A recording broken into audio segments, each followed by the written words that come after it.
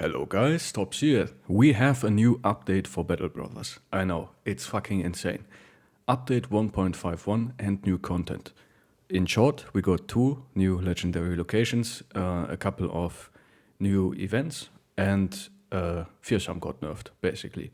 That's the whole balance patch, and the rest is kind of like bug fixing and stuff. Okay, so let's get over it. So we get a couple of fixes, 2 new legendary locations. We will fight new army types,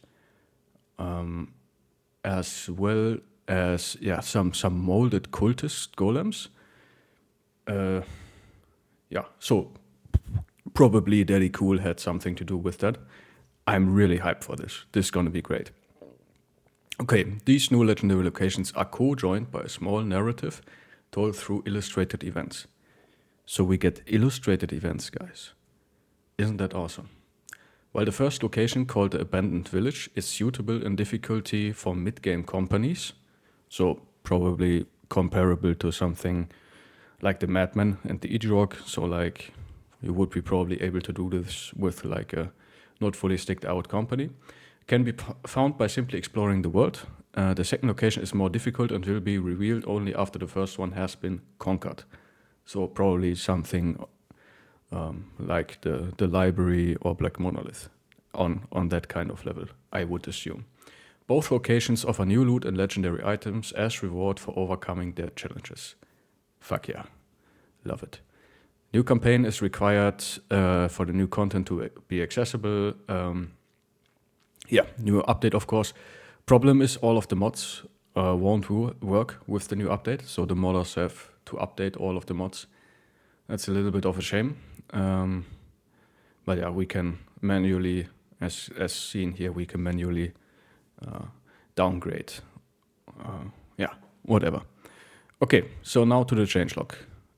We get the new legendary locations, 5 new events, and then we can use the event options by key now. So we don't have to manually click. We can just say, if we get event options, we can just press 1 to 6. Pretty nice.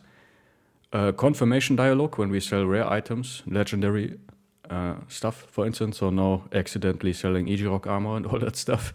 So that's nice quality of life change. I really like it. So now the only thing that basically changes the balance in the game is Fearsome. So change the Fearsome perk's moral check penalty to 15% of the attacker's resolve rather than 20 of the attacker's resolve minus 10.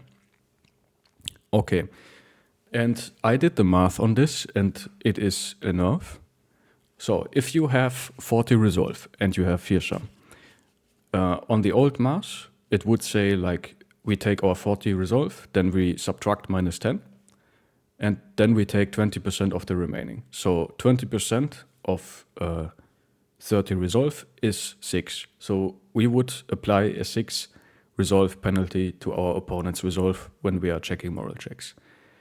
So now, with the new 15%, it's just 15% of 40.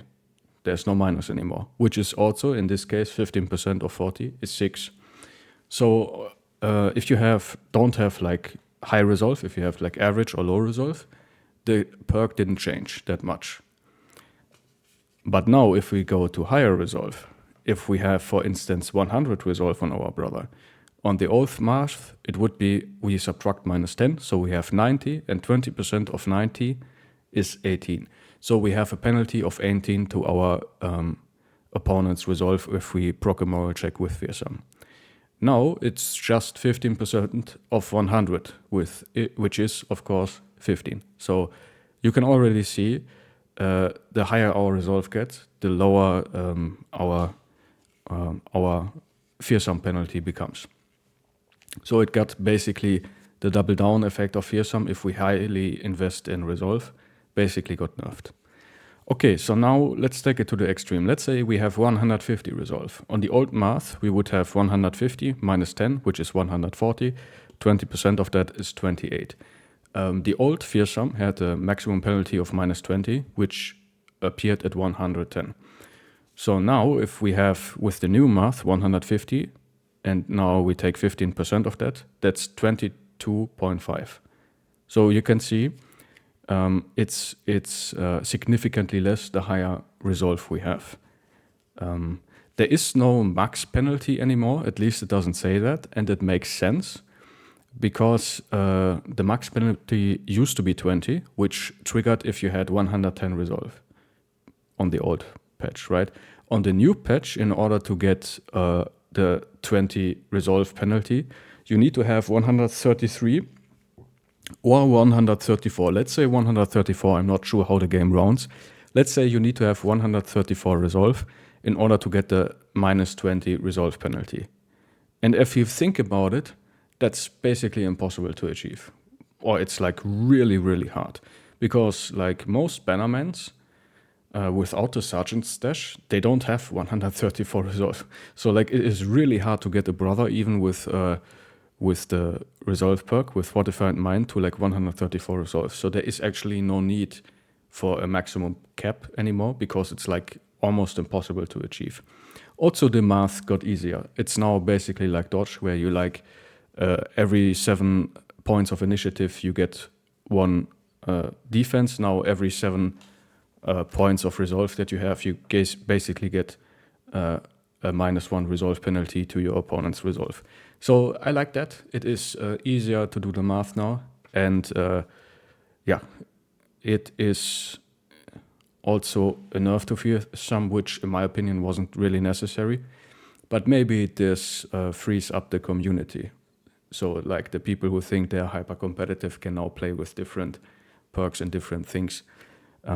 Yeah, in my opinion, Fearsome wasn't OP, was actually pretty balanced. And even with the max -20 penalty, it was kind of like, I mean, first and foremost, getting to -20 penalty was always like, yeah, let's say like -10 was much more realistic, even less than -10. So like most of my bros have like 50 resolve, so I was only applying like 7 or 8 moral penalty. And like if you work with that numbers, actually, like for realistically speaking, half of the game is immune to Fearsome right away. And then there are a lot of fights where like a small resolve penalty does basically nothing. You can do the math in your head, but in practicality, like almost every single chosen will die before he runs away. Same with Orc Berserkers and all that stuff. So it was less useful in real life than you might think. So I don't think the Fearsome nerf was necessary or justified, but anyway, it got changed now, which is a thing. And I hope that frees up the mind of the community to explore other perks and other playstyles in the game, because there is so much more in the game than just optimizing for Fearsome. I find it very boring to optimize for Fearsome. Anyways, that's Fearsome out of the way. Again, kind of interesting. And then we have a changed strike down skill to stun the target for a total of 2 turns. Also, if the target has already been stunned for 1 turn. So it basically reapplies, and I think that changes the thing where you could basically be immune to stuff like stuns if you had resilient and you were faster and you just ended your turn, because it would basically not reapply. So now this is a significant buff to stun, I would say, that makes two-handed maces more useful, because you always get the 2 turns out of that. Even if your opponent already skipped the turn, he's not going to be free the next turn, if that makes sense. Like it's a thing with initiative. So basically, you always get, like your opponent will always be stunned if you stun him, and your brother will always be stunned if he gets stunned. There's no cheating your way out of that anymore, right? For both you and your opponent, which it's a good thing, because in my opinion, the stun is like super useful in the early game, but past that, not really anymore. And yeah, so I like that kind of. Okay, so then we have a bunch of minor changes and bug fixes, like the hook skill inflicts now 10 fatigue on the target, who cares? The blacksmith got changed. The retinue increases the repair speed now to 20, and additionally reduces the tool consumption when repairing by 20. The big thing is the blacksmith and also the cook used to be bugged, where because of rounding issues, they actually didn't work. So the blacksmith didn't increase the repair speed and the cook didn't increase the hit point healing rate. Both of them got fixed now in this update.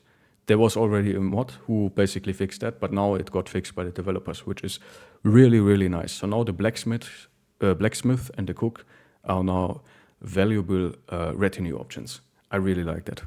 Also, the Ancient Spire now reveals locations and legendary locations. It's basically the watchtower that you climb, and it reveals a huge part of the map. Now it reveals also the locations, which is so nice. It's such a nice quality of life thing. So you find all the locations that are within reach of the Ancient Spire. Yeah, and the rest is just basically random bug fixes that rarely occurred, and yeah, that doesn't mean anything for the normal gameplay, just bug fixes. I think one of the thing was like, yeah, some pound, like the flail had the possibility to do additional bonus damage against people who don't have heads. So like if you decapitated zombies and that kind of stuff. Flails have incorrect hit values against shield defense opponents, which, yeah, okay. I don't know what that means, but it's basically bug fixes. I assume all the things should work now as they should work. Yeah, that's it. That's the whole patch, and I'm really hyped to get the new locations, and I will probably try to start streaming today. I know I had a lot of issues last time. I hope I fix some of them, so maybe, if you're lucky, you can watch me live today on Twitch and on YouTube, trying to get the new legendary locations and yeah, have some fun with the game again. It's gonna be great. Guys, thank you so much for watching. Please like, comment, and subscribe, and I will see you in the next video or live. Have a nice day. Bye-bye.